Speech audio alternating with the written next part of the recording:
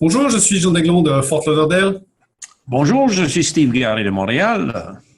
Steve, j'ai souvent des clients, acheteurs ou vendeurs, qui me posent des questions à propos de la fiscalité. Alors légalement, les agents immobiliers en Floride ne sont pas autorisés à donner des informations hors de leur domaine de connaissance, ce qui fait sens, chacun son travail. Mais je réfère toujours mes clients à des partenaires très sérieux et qui connaissent la fiscalité canadienne et américaine. Une bonne planification est toujours nécessaire. Donc, avant qu'un acheteur ou un vendeur ne passe à l'action, à quoi doit-il s'attendre? Effectivement, Jean, c'est très important de communiquer avec un fiscaliste qui connaît la Floride et qui est au courant des règles fiscales. Sinon, ça pourrait causer beaucoup de stress, soit à l'acheteur ou au vendeur. Parlons en général. Présumons que vous voulez acheter une propriété en Floride. Si cette nouvelle propriété devient votre résidence permanente, vous devenez résident des États-Unis. Ceci veut dire que vos revenus de toute provenance seront alors imposés selon les lois fiscales des États-Unis. Par contre, si votre résidence principale est au Canada et que votre condo en Floride vous sert de résidence secondaire, vous demeurez résident canadien et vos impôts seront à gérer principalement avec le Canada. Alors la question se pose, quels sont les critères qui déterminent le statut d'un propriétaire pour faire en sorte d'éviter de devenir un résident présumé? En guillemets, gardez en tête que cette notion de résident présumé est strictement pour fin de fiscalité et n'a rien à voir avec les critères d'immigration, qui est une toute autre chose avec des critères qui leur sont propres. Alors donc, la réponse est le nombre de jours que vous passez aux États-Unis. Vous serez considéré résident dès que vous aurez séjourné 183 jours en Amérique. Mais ce que beaucoup de gens ignorent, c'est qu'il faut pondérer les chiffres sur les 3 dernières années. Dans le contexte d'un test de présence substantielle pour fin de fiscalité, les jours sont calculés comme suit. Il faut avoir accumulé au moins un minimum de 31 jours de présence calculés dans l'année courante. De plus, ajouter un tiers des jours dans l'année précédente et de plus, ajouter un 6e des jours dans la 2e année précédente. Autrement dit, vos séjours des 2 années précédentes, incluant l'année en cours, sont pris en considération.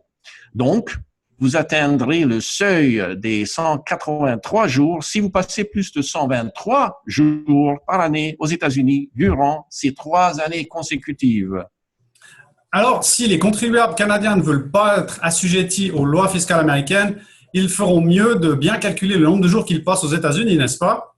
Sinon, ils risquent d'avoir à déclarer leurs revenus de toute provenance et alors seront imposés selon les lois fiscales des États-Unis. C'est bien ça? Tout à fait, Jean. En ce qui concerne les Canadiens qui ont acheté une propriété en Floride et la louent, quelles sont les implications fiscales de cette situation? Excellente question, Jean. Si vous louez votre condo, le but est de gagner de l'argent. Et comme nous le savons, les lois diffèrent entre les pays. Et dans tous les cas, il y aura des taxes à payer. Il faut donc faire appel à un excellent comptable qui vous assistera avec la procédure à adopter pour payer vos taxes aux États-Unis.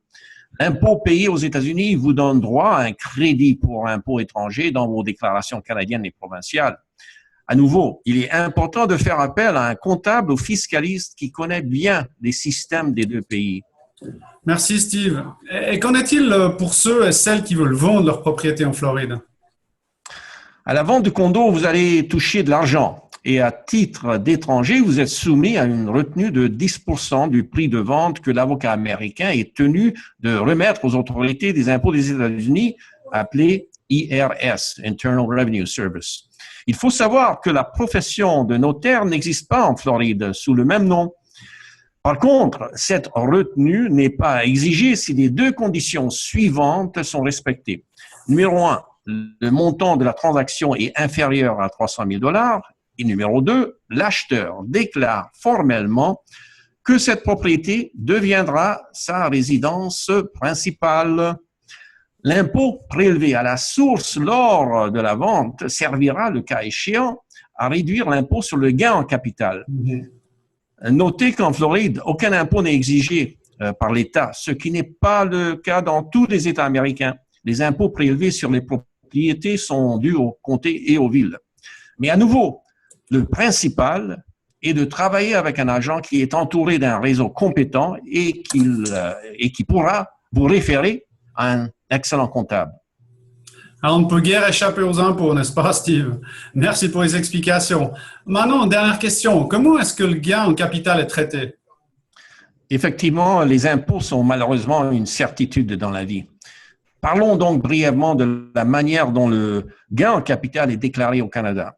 Comme résident du Canada, vous devez déclarer votre gain en capital américaine, dont la moitié est imposable. Vous aurez droit, dans vos déclarations canadiennes et provinciales, à un crédit pour l'impôt déjà payé à l'étranger.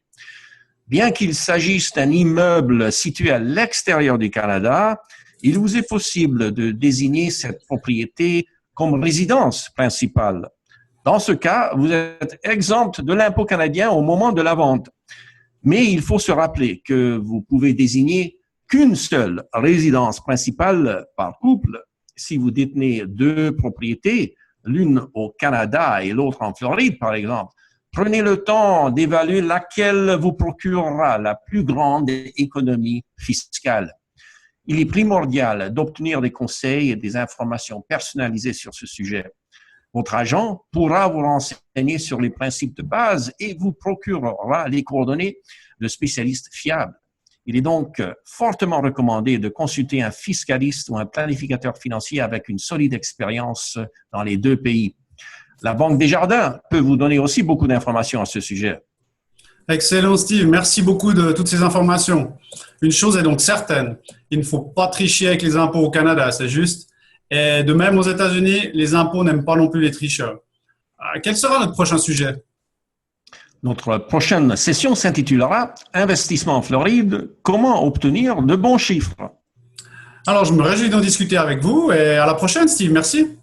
Tout le plaisir est pour moi, Jean.